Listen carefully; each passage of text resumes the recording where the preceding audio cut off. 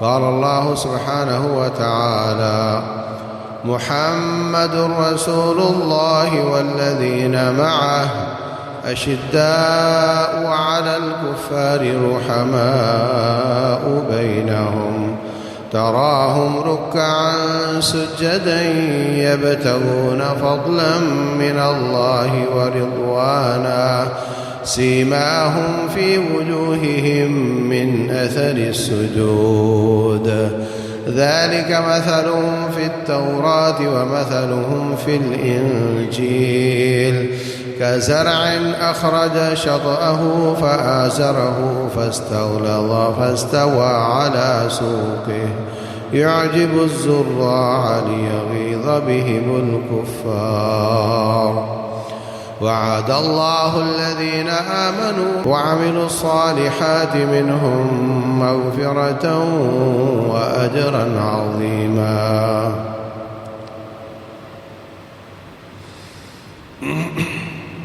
محترم سامعین اور سامعات، اللہ تبارک و تعالی نے بعض لوگوں کو بعض لوگوں پر فضیلت دے رکھی ہے۔ انبیاء کرام کا طبقہ ساری مخلوق میں افضل طبقہ ہے، ان میں رسولوں کا طبقہ زیادہ افضل ہے۔ تلک الرسل فضلنا بعضهم علی بعض، رسولوں کو بعض پر ہم نے فضیلت دی ہے۔ اور پھر رسول اللہ صلی اللہ علیہ وسلم وہ سارے انبیاء کے سردار ہیں، ساری اولاد آدم کے سردار ہیں۔ فرمایا انا سید ولد آدم، میں آدم علیہ السلام کی ساری اولاد کا سردار ہوں۔ اور پھر عبداللہ بن مسعود رضی اللہ تعالیٰ عنہ فرماتے ہیں، اللہ تبارک و تعالیٰ نے جب نبی صلی اللہ علیہ وسلم کو کائنات میں چن لیا تو ان کی صحبت کے لیے، ان کی رفاقت کے لیے صحابہ کرام بھی اللہ تعالیٰ نے چن کر لیے۔ جو سب سے اچھی روحیں تھیں ان کو اللہ تعالیٰ نے ان کی صحبت کے لیے پسند کیا، اس لیے کہ شریعت اسلامیہ رسول اللہ صلی اللہ علیہ وسلم کے فرامین سے ثابت ہوگی اور ان فرامین کی تفسیر صحابہ کرام کے عمل اور فہم سے ہوگی۔ آپ نے یہ حکم دیا، اس کا کیا مطلب ہے؟ اس کا مطلب وہ ہے جو صحابہ کرام نے مطلب لیا ہے، اس کا فہم وہ ہے جو صحابہ کرام کو سمجھ آئی ہے،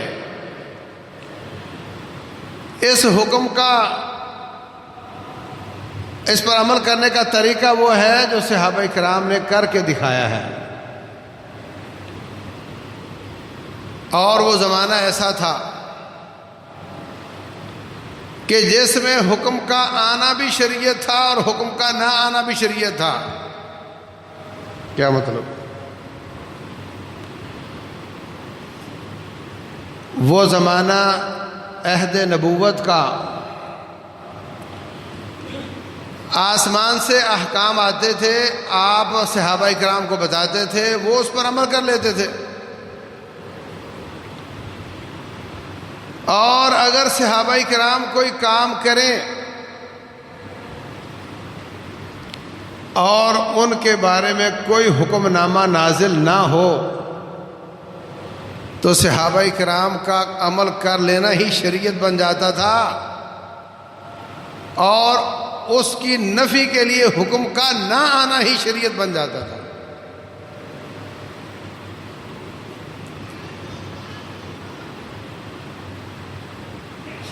صحابہ کرام جب یہ فرما دیتے ہیں کہ یہ کام ہم عہد نبوت میں کیا کرتے تھے،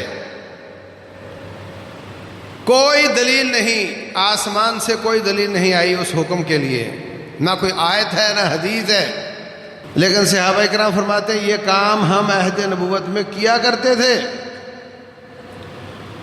تو امت کا اتفاق ہے کہ وہ کام شریعت کا حصہ بن جاتا ہے۔ نبی صلی اللہ علیہ وسلم کا فرمان، اللہ تعالیٰ کا فرمان اور صحابہ کرام کا قول یا عمل جس کی اللہ تعالیٰ نفی نہ کرے، جس کے اوپر کوئی رب کی طرف سے ملاحظہ نہ آئے، اللہ دیکھ رہا ہے کہ صحابہ کرام یہ کام کر رہے ہیں اور ان کو ٹوک نہیں رہا، نبی صلی اللہ علیہ وسلم کو بتا نہیں رہا کہ تیرے اس بعض ساتھی یہ کام کرتے ہیں، ان کو منع کرو، تو اللہ تعالیٰ کا منع نہ کرنا اور صحابہ کرام کا وہ کام کرنا شریعت بن جاتا ہے۔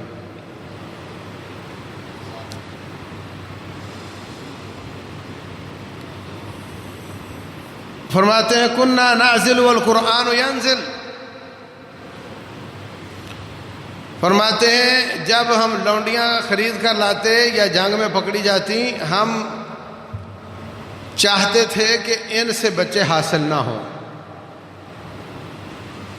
اس لیے کہ جو لونڈی اپنے مالک کا بچہ جن دیتی ہے اس کو بیچنا جائز نہیں۔ اب وہ مالک کے بیٹے کی ماں ہے، اب اس کو بیچا نہیں جا سکتا، اور وہ چاہتے تھے کہ ہم جب چاہیں ان کو بیچ سکیں، اس لیے وہ نہیں چاہتے تھے کہ یہاں اولاد ہو، اور کسی لیول پر اس بچے کو تھوڑا ڈی گریڈ بھی سمجھا جاتا تھا کہ یہ لونڈی کے بدن سے پیدا ہوا ہے، تو تھوڑا اس کو معاشرے میں وہ مقام نہیں ملتا تھا جو آزاد عورت کا بچہ ہو، حالانکہ اس کا باپ آزاد ہے۔ تو اس لیے بھی وہ نہیں چاہتے تھے کہ ہماری لونڈیوں کی اولاد پیدا ہو، تو اس کے لیے کوئی نہ کوئی وہ طریقہ اختیار کرتے تھے، رکاوٹ کا طریقہ اختیار کرتے تھے، اور فرماتے ہیں کننا نازل والقرآن ینزل، ہم یہ کام کرتے تھے اور قرآن نازل ہو رہا تھا، مطلب یہ کہ یہ قرآن کے نزول کا زمانہ تھا اور صحابہ کرام یہ کام کرتے تھے، تو رب نے منع نہیں کیا، تو اس کا مطلب یہ ہوا کہ یہ کام جائز ہے۔ اور بھی کئی مثالیں اس کی موجود ہیں۔ تو صحابہ کرام کا مقام یہ ہے کہ اگر آپ نے ایک قائد کی سیرت دیکھنی ہے، ایک امام کو دیکھنا ہے، تو محمد رسول اللہ کو دیکھ لو صلی اللہ علیہ وسلم، اور اگر ایک مرید اور مطیع اور فرما بردار جو کہ ایک عملی نمونہ ہے شریعت اسلامیہ کا، اس کو دیکھنا ہے تو صحابہ کرام کو دیکھو۔ اس لیے جب اسلام میں مسلمانوں میں انتشار آیا تو مختلف نام ظاہر ہوئے، کچھ شیعہ بن گئے، کچھ سنی بن گئے، تو جو سنی ہیں انہوں نے اپنا نام رکھا اہل سنہ والجماعہ، ہم سنت اور جماعت والے ہیں، سنت مصطفیٰ علیہ الصلوۃ والسلام کی اور عمل کر کے دکھایا ہے جماعت صحابہ کرام نے، تو ہم نبی صلی اللہ علیہ وسلم کی سنت کو بھی ماننے والے ہیں اور طریقہ وہ اپناتے ہیں جو صحابہ کرام نے اپنایا۔ آسمان سے آنے والی وحی ایتھینٹک ہے، حدیث بھی رب کے فرمان کے مطابق ہے، وَمَا يَنطِقُ عَنِ الْهَوَىٰ إِنْ هُوَ إِلَّا وَحْيٌ يُوحَىٰ، آپ اپنی مرضی سے بات ہی نہیں کرتے، جو بھی آپ فرماتے ہیں وہ اللہ کی وحی ہوتی ہے۔ قرآن اور سنت وحی ہے، اور صحابہ کرام کا عمل اس کا عملی نمونہ ہے، اس عمل پر راضی ہو کر، اس پر خاموشی اختیار کر کے رسول اللہ صلی اللہ علیہ وسلم نے اس کے صحیح ہونے کی مہر ثبت کر دی۔ صحابہ کرام رضی اللہ عنہم کے بعد کسی زمانے میں یہ نہیں کہا جا سکتا کہ جناب اس زمانے کے لوگ یہ کام کرتے تھے، غلط ہوتا تو کیوں کرتے تھے۔ عہد وحی کے زمانے میں صحابہ کرام کے بارے میں کہا جا سکتا ہے کہ اس زمانے میں وہ یہ کام کرتے تھے، غلط ہوتا تو رب ٹوک دیا ہوتا۔ کتنی بڑی بات ہے کہ ان کی ساری زندگیوں کے سارے اعمال پر رب ذوالجلال خوش ہے۔ اگر ان کے کسی ایک کام پر خوش نہیں تو اللہ بتا دیتا ہے کہ تمہارا یہ کام مجھے پسند نہیں ہے۔ تو جن جن کاموں کو رب نے جس روکا نہیں، اس پر کوئی ملاحظہ نہیں پیش کیا، وہ سارے کام اللہ تعالیٰ کی رضا سے ہیں، رسول اللہ صلی اللہ علیہ وسلم کی رضا سے ہیں۔ اللہ تعالیٰ نے ان پر اپنی رضامندی کی مہر ثبت کر دی۔ یہ کتنی بڑی بات ہے۔ رسول اللہ صلی اللہ علیہ وسلم ایک پیر اور ایک امام اور ایک پیشوا، آرڈر کرنے والے، یہ سیرت آپ میں ملے گی، اور پیچھے چلنے والے، مرید بن کر بات کو ماننے والے، یہ سیرت آپ کو صحابہ کرام میں ملے گی۔ وہ بتائیں گے کہ امام کے پیچھے کیسے چلا جاتا ہے، کیسے ان کی طاعت اور فرما برداری کی جاتی ہے۔ استاد کا نمونہ رسول اللہ صلی اللہ علیہ وسلم سے ملے گا، اور شاگرد کا نمونہ آپ کو صحابہ کرام سے ملے گا کہ شاگرد کیسے بنا جاتا ہے۔ ادب آداب کس چیز کا نام ہے، یہ آپ کو ان پاک باز صحابہ کرام سے ملے گا۔ اس لیے فرمایا والذین معہ اشداء علی الکفار، جو نبی صلی اللہ علیہ وسلم اور ان کے صحابہ ہیں وہ کافروں پر سخت ہیں، مومنوں پر نرم ہیں۔ ذالک مثلہم فی التوراۃ ومثلہم فی الانجیل، یہ ان کی خوبیاں ہم نے تورات اور انجیل میں بھی بیان کی تھی۔ یہ کوئی عام لوگ نہیں تھے۔ آدم علیہ السلام کی پیدائش سے 10 سال پہلے تورات لکھی گئی۔ اس تورات میں لکھا ہوا ہے، جہاں یہ لکھا ہے کہ آخری نبی محمد آئیں گے صلی اللہ علیہ وسلم، ساتھ ان کے ساتھیوں کا بھی تذکرہ کیا گیا ہے کہ وہ بھی آئیں گے، اور ان کی خوبیوں میں سے بڑی خوبی یہ ہوگی کہ مومنوں پر نرم ہوں گے اور کافروں پر سخت ہوں گے۔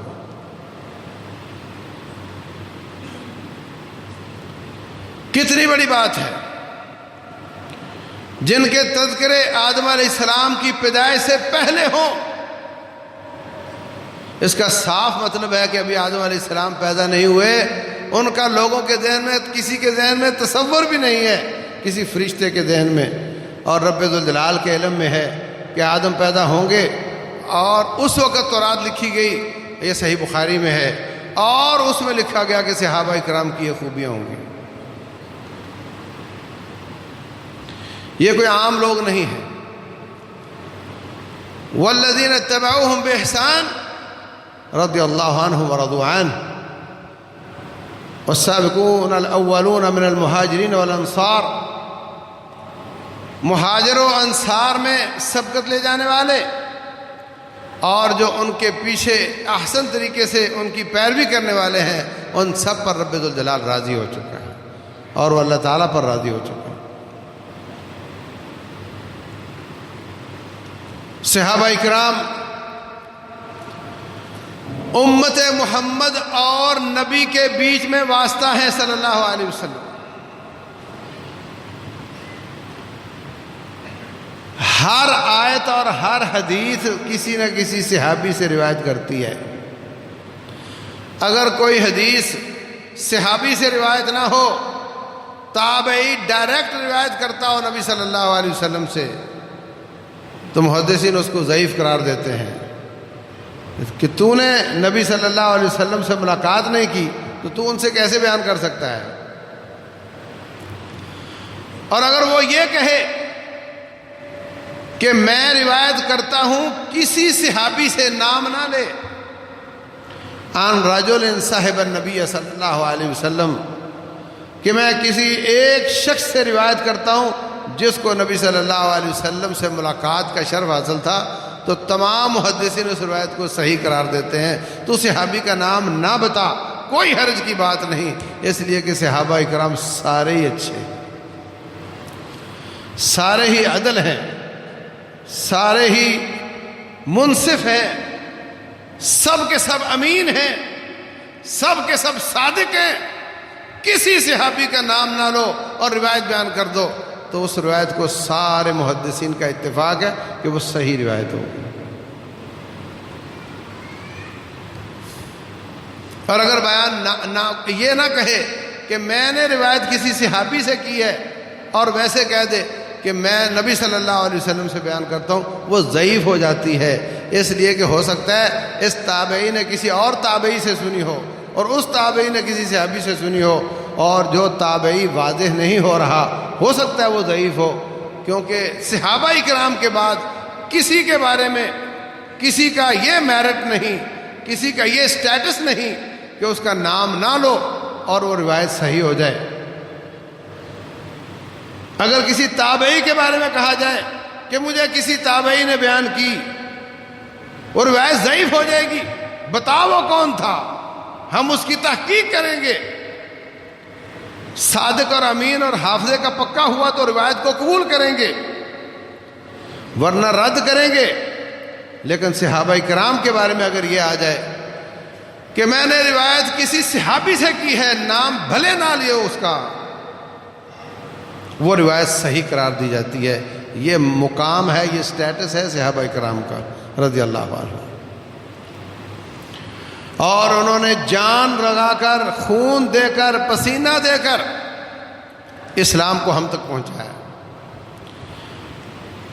اگر وہ سستیاں کرتے، اگر وہ جانیں پیش نہ کرتے تو دین اسلام ہم تک نہیں آتا تھا. یاد رکھو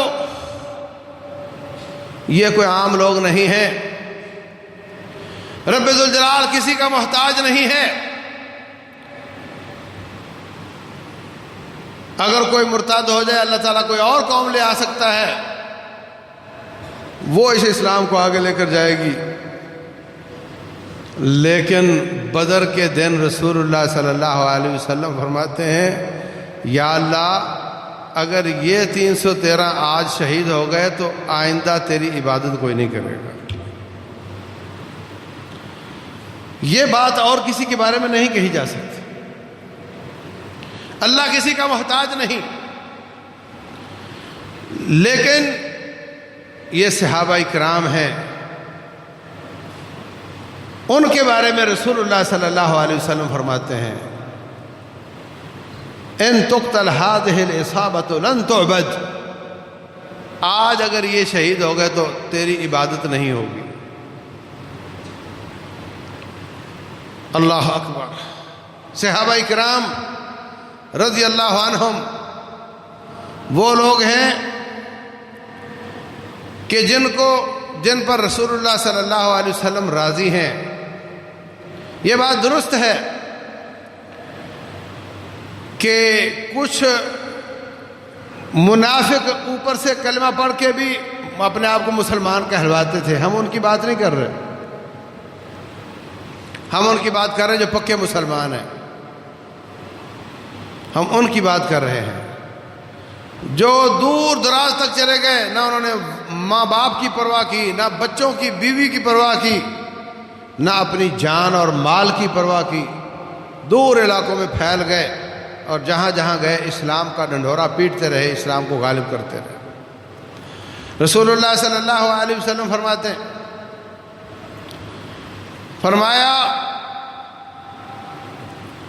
لا تسبوا اصحابی، میرے ساتھیوں کو گالی مت دیا کرو.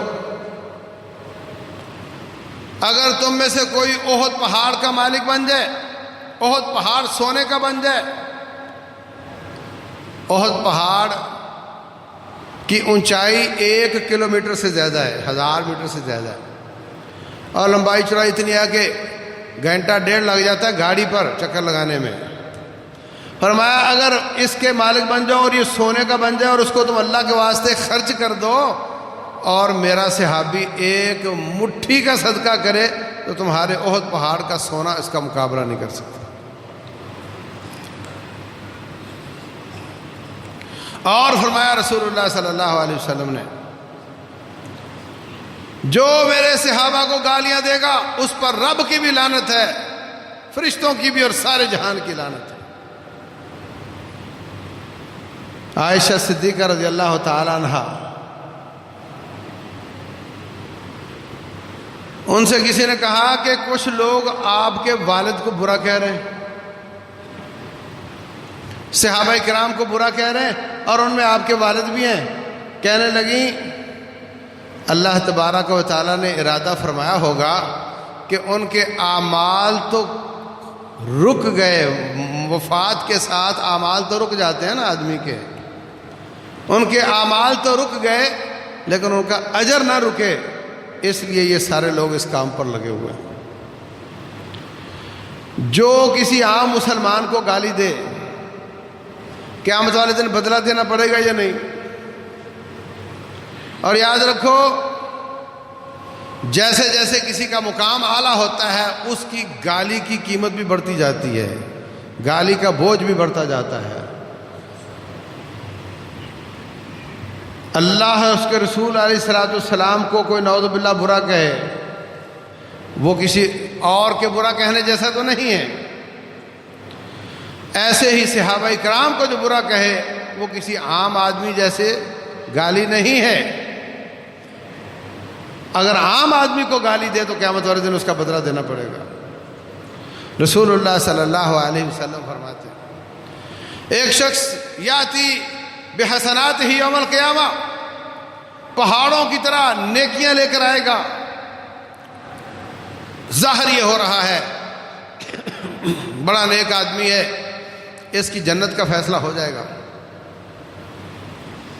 یاتی وقد قذف ھذا وشتم ھذا واکل مال ھذا وسفک دم ھذا وضرب ھذا۔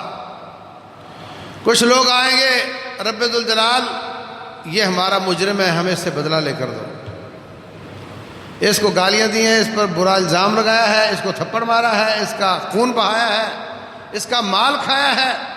فرمایا یؤتی ھذا من حسناتہ وھذا من حسناتہ، سب کو تول تول کر اس کے ظلم کے برابر نیکیاں لوگوں کو دی جائیں گی۔ اس وقت کرنسی نیکیاں اور گناہ ہی ہوں گے، اور کوئی کرنسی نہیں ہوگی۔ فَإِذَا فَنِيَتْ، اور جب نیکیاں ختم ہو جائیں گی اس کی، لینے والے باقی ہوں گے، تو لینے والوں کے گناہ اس کے جرم کے بقدر تول تول کر اس کے سر پر ڈالے جائیں گے۔ دیکھتے ہی دیکھتے اس کی نیکیوں کا پہاڑ گناہوں کا پہاڑ بن جائے گا اور اس کی جہنم کا فیصلہ ہو جائے گا۔ تصور کرو کتنی دنیا عبادت سمجھ کر ان پاک باز لوگوں کو گالیاں دے رہی ہے۔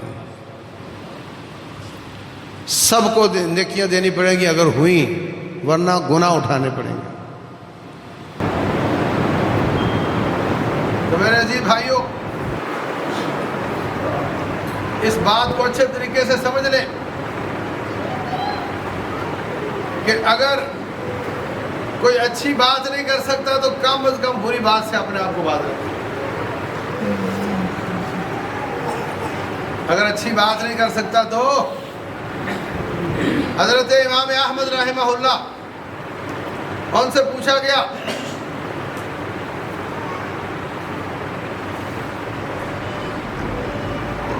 امام احمد رحمۃ اللہ علیہ سے پوچھا گیا حضرت علی اور حضرت معاویہ رضی اللہ عنہما کا کیا معاملہ تھا؟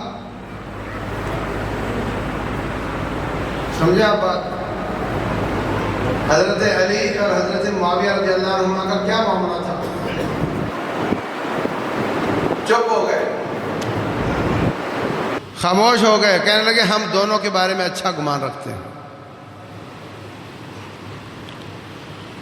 ہم دونوں کے بارے میں اچھا گمان رکھتے ہیں۔ پھر کہنے لگے تلک امت قد خلت لہا ما کسبت ولکم ما کسبتم، وہ امت گزر گئی، جو انہوں نے کمایا وہ جانے، ان کا رب جانے، اور جو ہم نے کمایا ہمیں ہمارا حساب پوچھا جائے گا۔ ولا تسألون عما كانوا يعملون، آپ سے یہ نہیں پوچھا جائے گا کہ وہ کیا کرتے تھے، آپ سے یہ نہیں پوچھا جائے گا کہ وہ کیا کرتے تھے۔ عمر بن عبدالعزیز رحمہ اللہ امیر المومنین، ان سے کسی نے پوچھا کہ حضرت معاویہ رضی اللہ عنہما اور حضرت علی کا معاملہ کیا تھا؟ کہنے لگے اللہ تعالیٰ نے میرے ہاتھ ان کے خون سے رنگنے سے بچا لیے، تو کیا میں اپنی زبان کو نہیں بچا سکتا؟ امام شافعی رحمۃ اللہ علیہ سے کسی نے پوچھا، کہنے لگے اللہ نے ہمیں لیٹ پیدا کر کے ہماری تلواروں کو ان کے خون سے بچا لیا، کیا اب ہم اپنی زبانوں کو ان کی عزت اچھالنے سے نہیں بچا سکتے؟ امام طبرانی اور طبری اور دوسرے سب ان باتوں سے خاموشی اختیار کرنے کو اچھا سمجھتے تھے، اور ان کے آپس کے معاملات جتنے بھی ہیں حافظ ابن تیمیہ رحمۃ اللہ علیہ فرماتے ہیں کہ وہ سارے کے سارے تعویل کے متحمل ہیں۔ یاد رکھو رسول اللہ صلی اللہ علیہ وسلم فرماتے ہیں اذا اجتہد الحاکم فاصاب فلہ اجران واذا اجتہد فاخطأ فلہ اجر واحد۔ جب بھی کوئی شخص اجتہاد کرتا ہے، پوری کوشش کرتا ہے کہ میں اصل مسئلے تک پہنچ جاؤں، صحیح بات تک پہنچ جاؤں، اور واقعتاً صحیح بات تک پہنچ جاتا ہے، اس کو اللہ تعالیٰ ڈبل اجر دیتا ہے۔ اور جو شخص پوری کوشش کرتا ہے میں صحیح معاملے تک پہنچ جاؤں اور وہ نہیں پہنچ پاتا، فرمایا اس کی محنت کی وجہ سے، کوشش کی وجہ سے سنگل اجر سے وہ محروم نہیں ہوتا۔ اس لیے حضرت علی رضی اللہ تعالیٰ عنہ، حضرت عثمان رضی اللہ عنہ، حضرت معاویہ بن ابی سفیان رضی اللہ عنہما، حضرت طلحہ اور زبیر رضی اللہ عنہما، اما عائشہ رضی اللہ عنہا، ان سب نے حضرت عبداللہ بن زبیر رضی اللہ عنہما جو جو کام کیے، جو جو فیصلے کیے، انہوں نے مشورہ کر کے اپنے حساب سے ٹھیک فیصلے کیے۔ اگر وہ درست نہیں تھے تو وہ سنگل اجر سے محروم نہیں ہیں، اور اگر وہ درست تھے تو اللہ تعالیٰ ان کو ڈبل اجر عطا فرمائے۔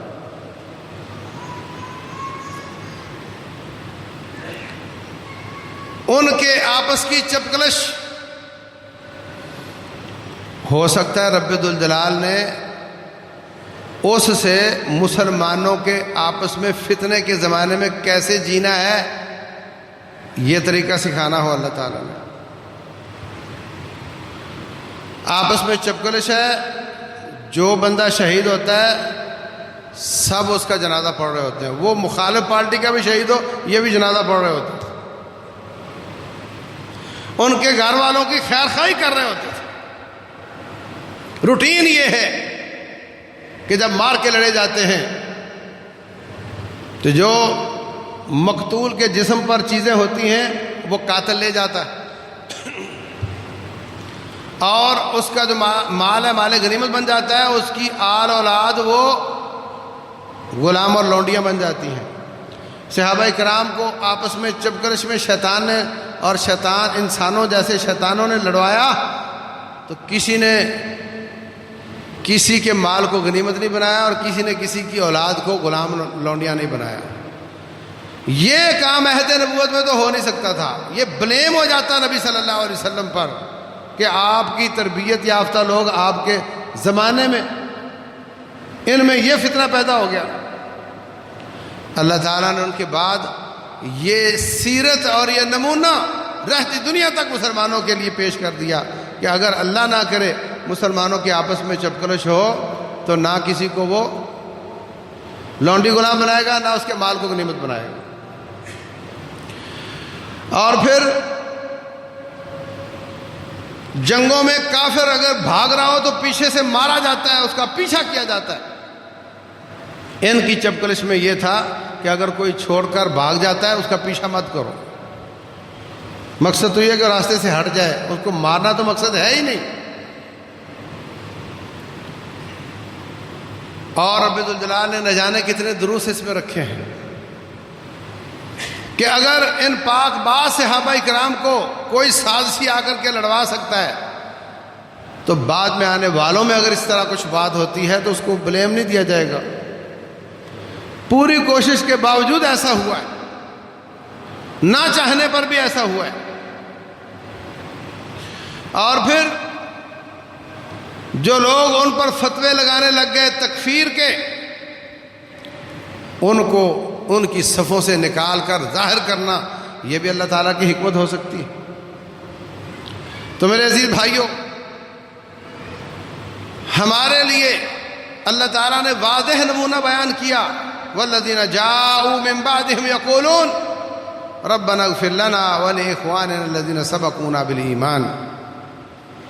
جو لوگ ان کے بعد آئے ہیں ان کا کام یہ ہے, وہ یہ کہیں کہ یا اللہ جو ہم سے ایمان میں سبقت لے گئے ان کو معاف کر دے,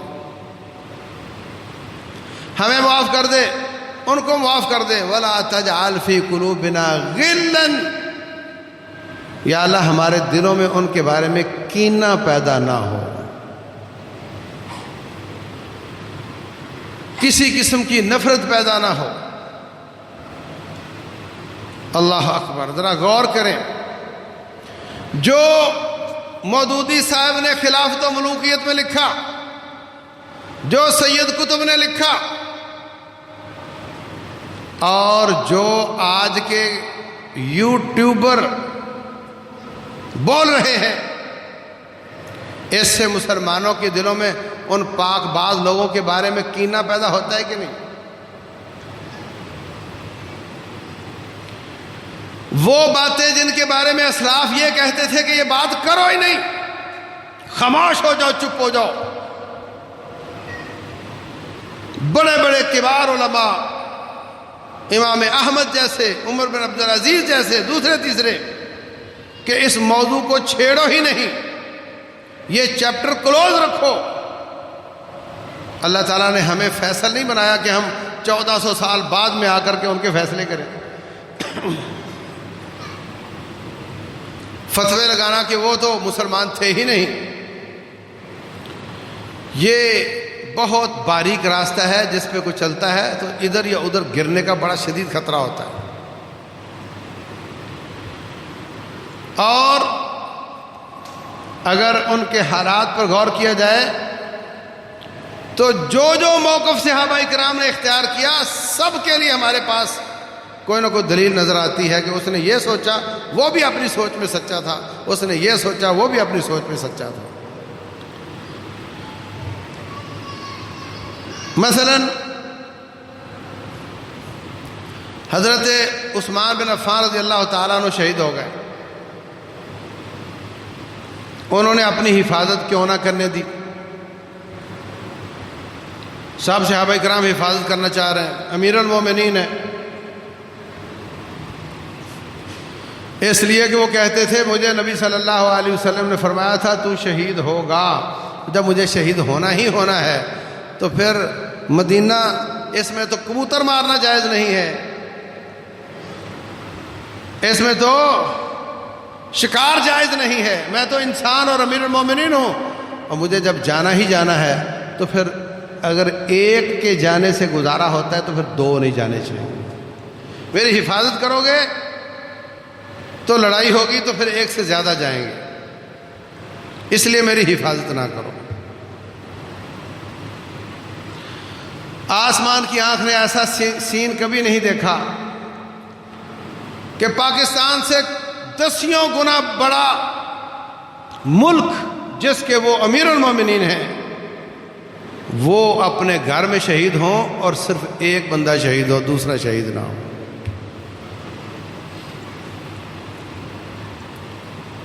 یہ کمال فراست ہے ان کی. مدینے کی گلیوں کو مسلمانوں کے ناحق خون سے بچانے کا ایک طریقہ ہے. صحابہ کرام ان کی حفاظت کرنا چاہتے تھے, وہ بھی سچے تھے کہ مسلمانوں کو حفاظت کا حکم دیا گیا, خذوا حذرکم. پھر حضرت علی رضی اللہ تعالیٰ عنہ ان کو کہا کہ تم خلیفہ بن جاؤ, وہ بن گئے, وہ بھی سچے تھے. اس لیے کہ حضرت عمر بن خطاب نے جن 6 لوگوں کا نام لیا تھا ان میں آخر میں 2 ہی رہ گئے تھے, ایک حضرت عثمان اور ان کے بعد ان کا نام ہی تھا, تو وہ کوئی نئی بات نہیں ہے. وہ کہتے تھے میرے ہاتھ مضبوط کرو, پھر میں قصاص لوں گا۔ وہ سچے تھے۔ معاویہ بن ابی سفیان رضی اللہ عنہ شام میں بیٹھے، وہ سوچ رہے ہیں یار کیسے ہو سکتا ہے امیر المومنین اپنے گھر میں شہید ہو جائے اور اکیلا ہی شہید ہو جائے اور کوئی ان کی حفاظت نہ کرے۔ مجھے تو کوئی بات سمجھ نہیں آ رہی، میں تو پہلے میرا بھائی تھا رشتے میں تو پہلے قصاص مانگوں گا۔ تو اپنے مقتول کا قصاص مانگنا جائز ہے، اس معنی میں وہ بھی سچے تھے۔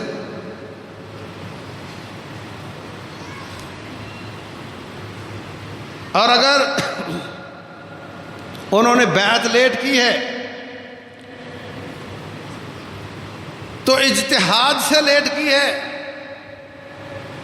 حضرت علی رضی اللہ تعالیٰ عنہ نے بھی لیٹ کی تھی، حضرت ابوبکر صدیق رضی اللہ عنہ کی، کسی نے ان کے خلاف ایکشن نہیں لیا اور نہ لینا چاہیے تھا۔ حضرت طلحہ اور زبیر رضی اللہ عنہما انہوں نے بیعت کی ہے امیر المومنین علی بن ابی طالب رضی اللہ عنہ کی۔ لوگ ان کو کہہ رہے ہیں تم حکومت میں بیٹھے ہو اور امیر المومنین کے قاتل دندناتے پھرتے ہیں، کیا کر رہے ہو تم لوگ؟ سال گزر گیا۔ وہ ان تانوں سے پریشان ہو کر مکے گئے، وہاں سے جا کر بہت بڑا لشکر لے کر آئے امیر المومنین کے ہاتھ مضبوط کرنے کے لیے۔ وہ بھی سچے تھے، نیکی کی نیت تھی۔ ان بلوائیوں اور خارجیوں تکفیریوں نے جب دیکھا کہ اب یہ تو ہاتھ مضبوط ہو گئے تو ہمیں قتل کریں گے، انہوں نے دونوں صفوں میں گھس کر آپس میں فائرنگ شروع کر دی، ان کو لڑوا دیا۔ حضرت طلحہ شہید ہو گئے، حضرت زبیر بھی شہید ہو گئے، مگر قصور تو ان کا بیچ والوں کا۔ پھر جو لوگ نیوٹرل تھے، جو کسی گروپ میں نہیں تھے، چپ چاپ ہو کر بیٹھ گئے تھے، وہ بھی سچے تھے، اس لیے کہ فتنے کا زمانہ ہے، ہم کسی بات میں شرکت نہیں کریں گے، اس معنی میں وہ بھی سچے تھے۔ تو سب لوگ اچھا ہی چاہتے تھے، خیر ہی چاہتے تھے۔ انشاءاللہ ان کو اس چاہت پر ایک اجر سے محروم نہیں کیا جائے گا۔ جس کا موقف اللہ کے نزدیک زیادہ اچھا تھا اس کو ڈبل اجر ملے گا، جس کا موقف اللہ کے نزدیک کمزور تھا وہ بھی اچھا ہی چاہتا تھا، سنگل اجر سے محروم نہیں ہوگا۔ اس لیے اپنی زبانوں کو لگام دینے کی ضرورت ہے۔ اس وقت لوگ یہ سمجھتے ہیں کہ جو ان دکھتی رگوں کو نہیں چھیڑتا اپنے خطبات میں، وہ لوگوں سے علم چھپا رہا ہے۔ ہاں میں چھپا رہا ہوں، ایسا نقصان دہ علم، ایسا فتنہ پرداز علم مجھے وہ نہیں چاہیے۔ میں اپنے ساتھیوں کو وہ چیزیں بتاتا ہوں جو ان کے عمل کی ہیں، جو ان کے عقیدے کی ہیں، جن کے بارے میں ان سے پوچھا جائے گا قیامت والے دن بھی اور قبر میں بھی، حشر میں بھی۔ جو ان کے فائدے کی چیزیں نہیں ہیں ہم ان کو نہیں بیان کرتے، ہم بڑے آسانی سے بیچ میں سے گزر جاتے ہیں۔ وہ چیز جو آپ کی ضرورت ہے، پاکی پلیدی کا پتہ نہیں ہے، استنجا کرنے کا علم نہیں ہے، اور اس کو یہ پتہ ہونا چاہیے کہ یزید کا کیا معاملہ تھا اور حضرت حسین رضی اللہ عنہ کا کیا معاملہ تھا اور حضرت معاویہ کا کیا معاملہ تھا، یہ اس کو پتہ ہونا چاہیے، اور استنجا کرنا نہیں آتا۔ اور اس بنیاد پر لوگوں میں حقد، بغض، کینہ، عداوت، دشمنی کے بیج بوئے جاتے ہیں ان پاک باز صحابہ کرام کے بارے میں۔ اور اگر وہ لوگ لوگوں کی نظروں میں ڈی گریڈ ہو گئے تو اسلام کہاں سے ثابت کرو گے؟ ہر روایت اور ہر آیت ان سے ہی مروی ہے، اگر ان کا زمانہ منہا کر دیا جائے تو اسلام کہاں سے لاؤ گے؟